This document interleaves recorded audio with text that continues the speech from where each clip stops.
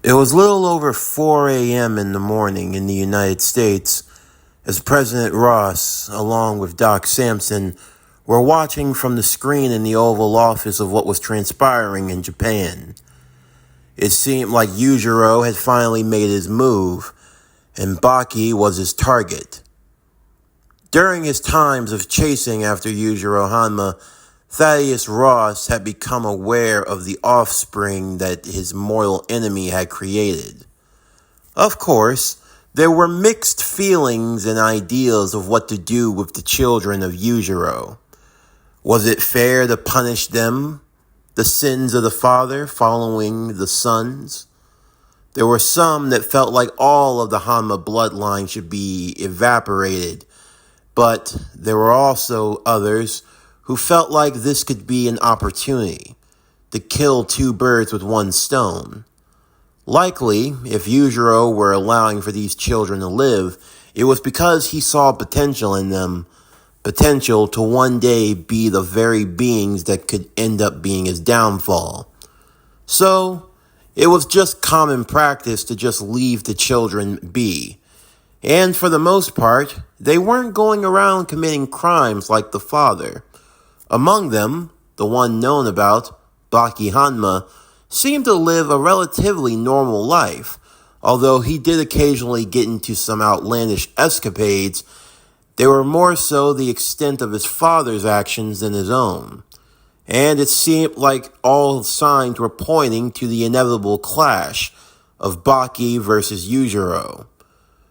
The winner of that fight, it hinged on a lot of things.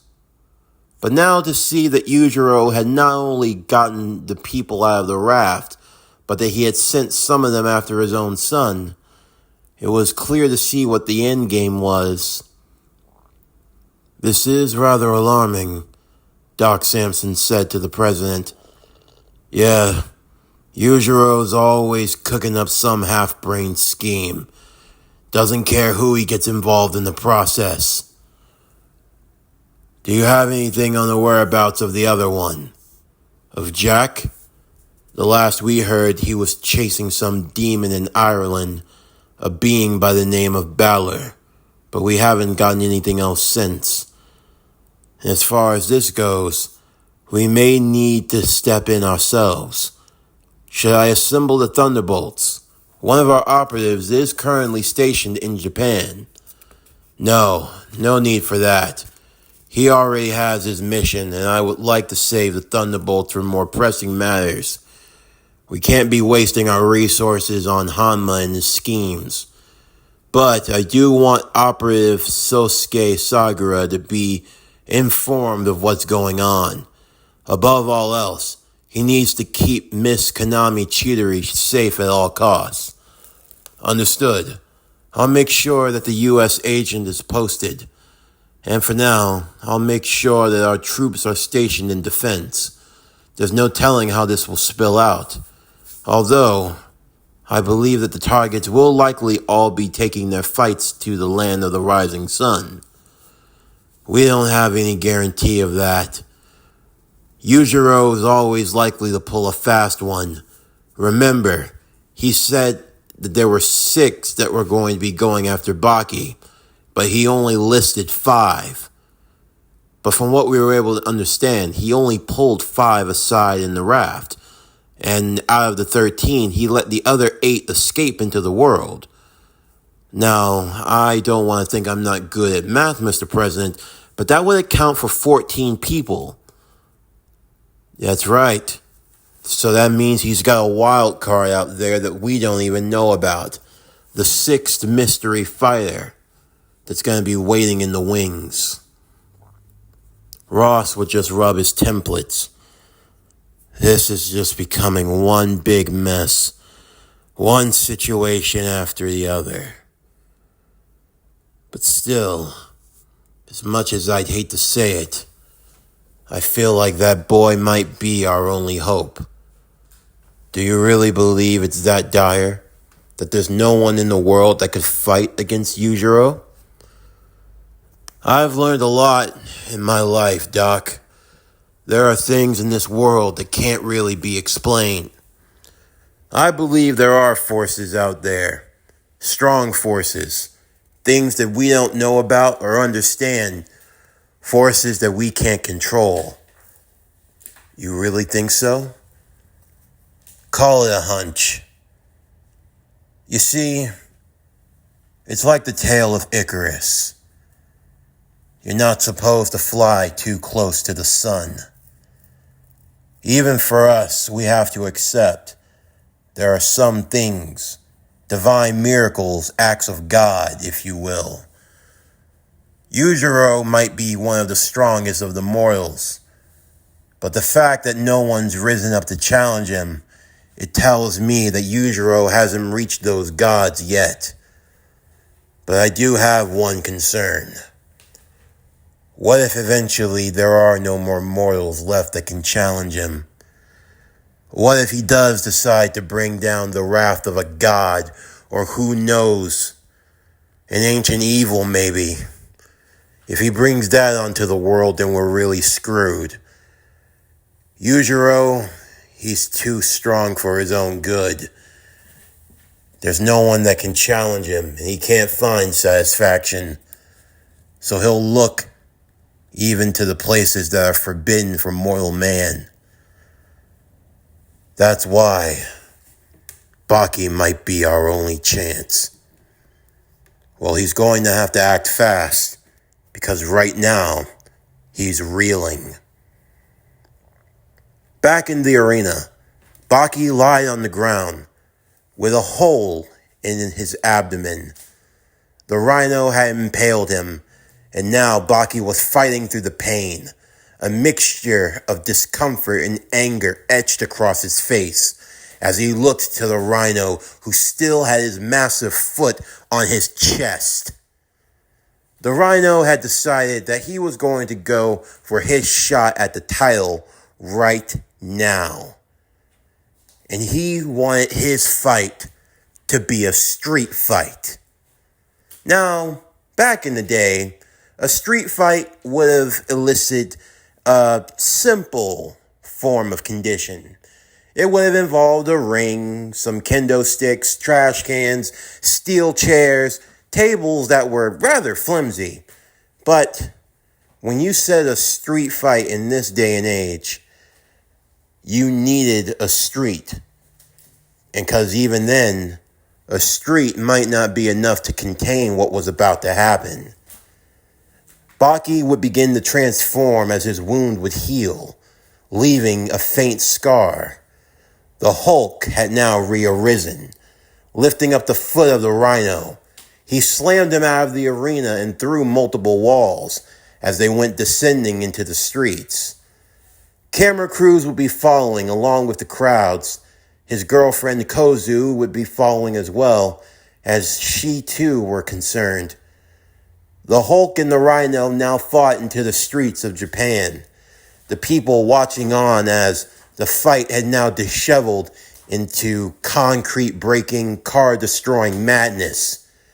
The Rhino gearing up as he charged towards Baki. Baki grabbing back at the Rhino as he picked him up and slammed him into a large metal pole. Immediately, the battle of the behemoths would begin. The Rhino was not a man of technique. He had never been much of a fighter in his earlier years. An experiment gone wrong, giving him enhanced strength akin to not just one rhino, but even 100 rhinos, along with a thick hide that had now morphed permanently to his skin that formed into a rhino-like suit. And it was easy to see why he was feared in the world. The fact that the raft had even been able to capture him was something of a miracle. And now, all of that power, that pent-up aggression, it was set to be unleashed. Baki would collide with the Rhino once again, feeling just how much strength he had within him. I will crush you. I will not suffer disrespect from a Hanma. So sorry to disappoint you, you two-horned bastard. Baki would lift up the Rhino. As he slammed him into the streets once again, pedestrians would quickly exit from their cars, which gave them more real estate. Yes, in a street fight, you weren't slamming someone with a chair to the back anymore. No, you were taking a car to the back. And Baki would practice that in full. As he grabbed hold of one car, he slammed it immediately into the Rhino. But this did little to stop him. But he was more than happy to play Baki's game, as he picked up a car overhead and cracked Baki in the skull with it. The car landing right through Baki and now entrapping him, as the Rhino would begin to rain down his punches over and over. He was more of a street fighter, a brawler, a brute. And for Baki, he could tell that he was of little technique, but of raw, unfiltered strength. And having fought through a grueling battle with Minoru Suzuki, the Ironclad, it was safe to say that he was reeling. But that pain, that anger, it made him strong. And that strength, it only invigorated Baki to continue on the flurry, the assault that the Rhino was landing upon him.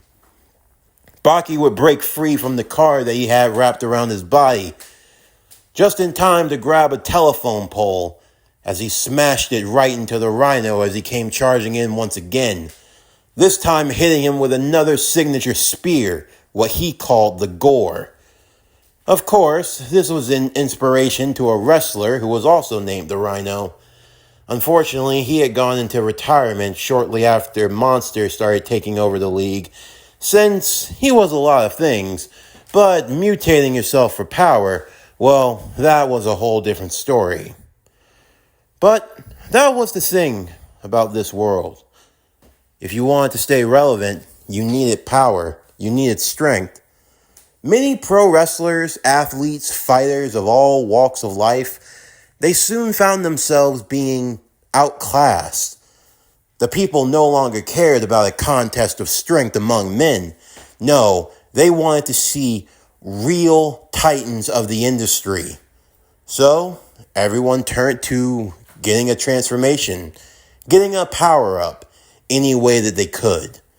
Some turned to power armor, exoskeletons, suits. Some turned to drugs, concoctions, and other things. Some got involved in freak accidents, which gave them the power that they craved. It soon became an arms race, not of nukes or weapons, but of who could make themselves less of a human, who could become more and more of a mindless monster. And Yujiro, seeing all this unfold, he chose to spearhead this movement because it was entertaining. Seriously, to watch someone past their prime, someone who was a relative loser, so desperate for strength that they'd do just about anything. They'd jump into a can of radioactive slime. They'd eat some space rocks. They'd do whatever it took if they thought it gave them more muscle and more strength.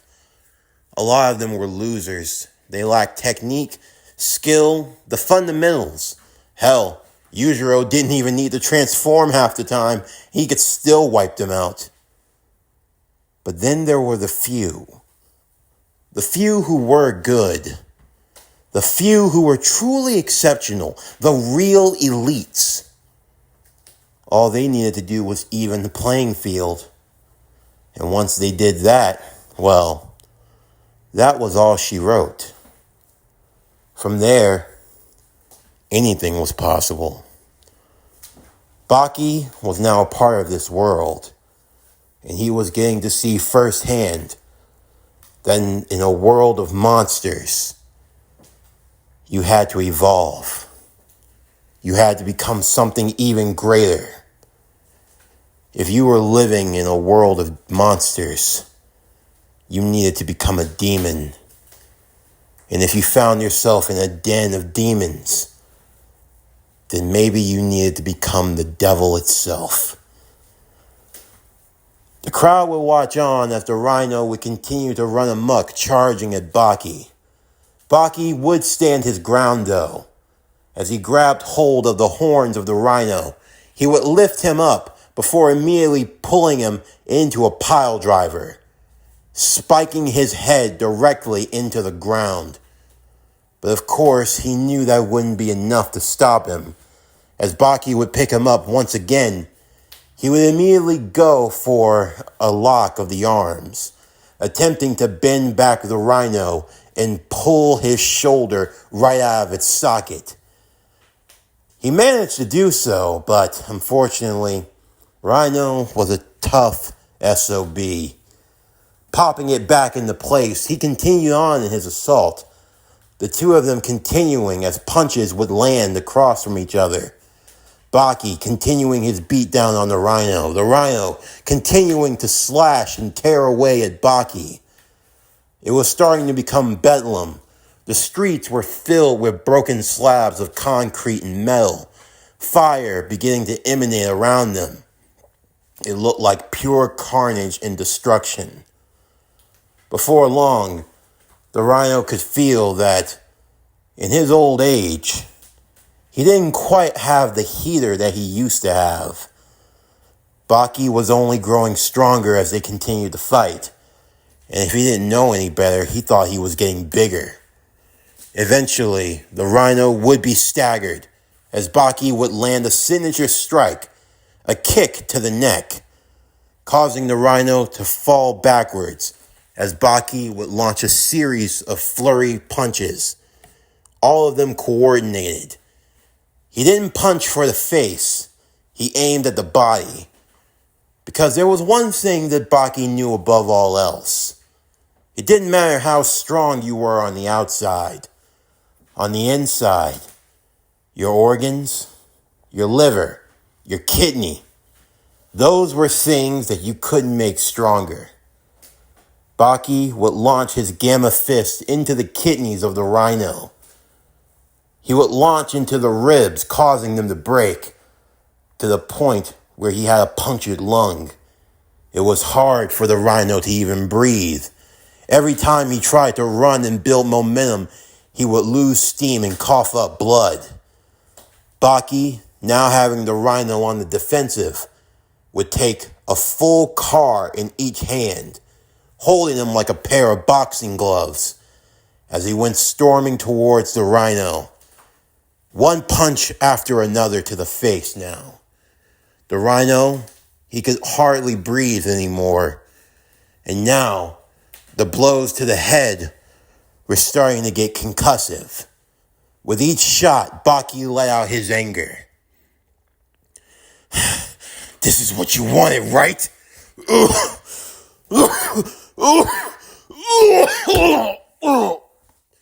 You wanted to take a shot at me, right? Huh? Here.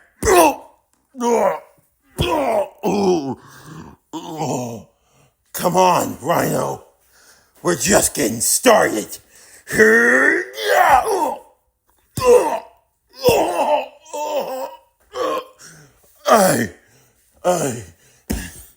You didn't want to lose to a Hanma. Well, I'm so sorry to disappoint. But you don't get what you want. Because you're weak. Pathetic. If you couldn't beat my father, why the hell would you try me? The Rhino was barely standing, his legs hardly keeping him up.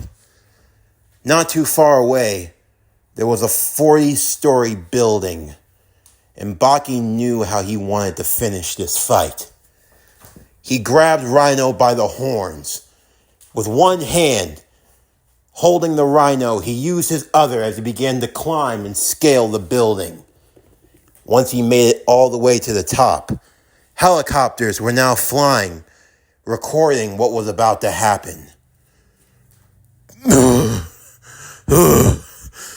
No, I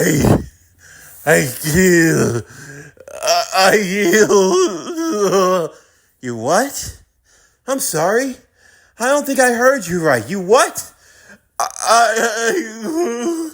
I'm sorry, but I don't understand. So what? What do you want to say, huh? If you can't talk, it sounds like you can keep on fighting. But don't worry. This is all about to be over. No.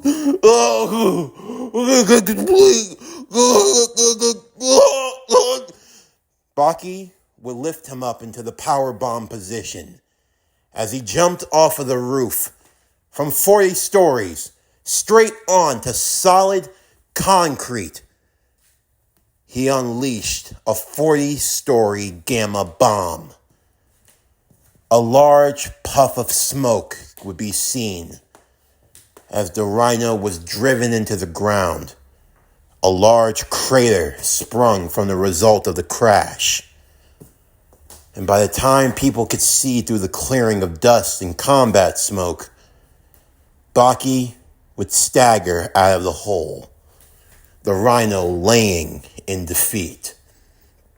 For those who had watched this spectacle of a fight, they couldn't help but cheer. The referee in question bringing the title belt, seeing as how he had technically won the street fight by knockout. Baki grabbed hold of the title. There was a singular camera now focused on him. Baki looked into it, his eyes full of fury and determination. How was that? Huh, Dad? Is that what you wanted from me? You wanted to bring him to me. You brought a loser to me. This ain't a game anymore, all right? This ain't a game. You have been in my life for way too long, and it's time to rectify it. You want me to play this with you? That's what you want. All right then, fine. That's 1 down, that's 4 to go. Oh no, I mean 5, because there's a mystery guy, right? There's always a game with you. Fine, bring him. Bring as many people as you want. And this is what's going to happen. And when I run through your list of pathetic wannabes, when you've got no one else to hide around, you show your ass here. And then I will give you what you've been missing for a long time. And that is a sound ass whooping. I am going to make you regret the day you ever conceived me. Because you were arrogant, Yujiro. You think that I was created for your entertainment. No, I was created to be your downfall. When I'm done with you, you're gonna wish you kept it in your pants, you bastard.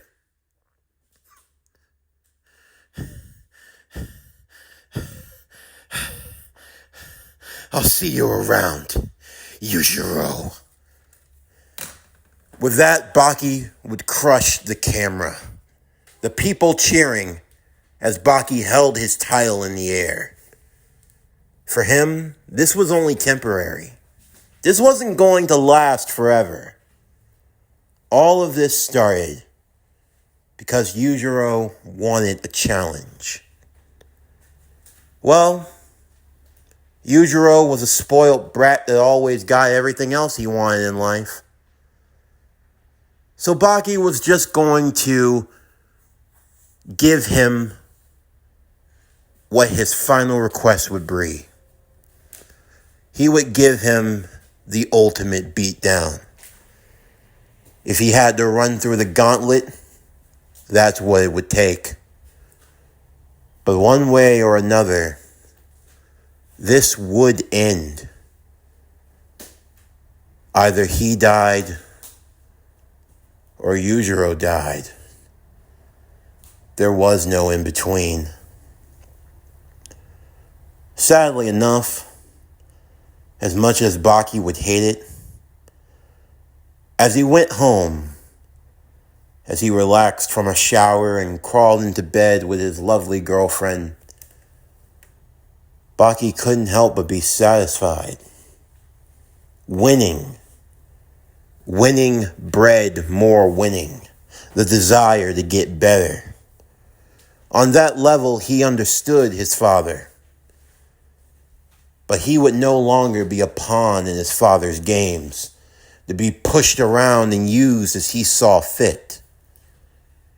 Yujiro Hanma wanted the Hulk. He was going to get the Hulk. And he might not be glad that he did. In the meantime, Yujiro was riding in a limousine through the UK as he saw the live feed of Baki warning him. He couldn't help but laugh.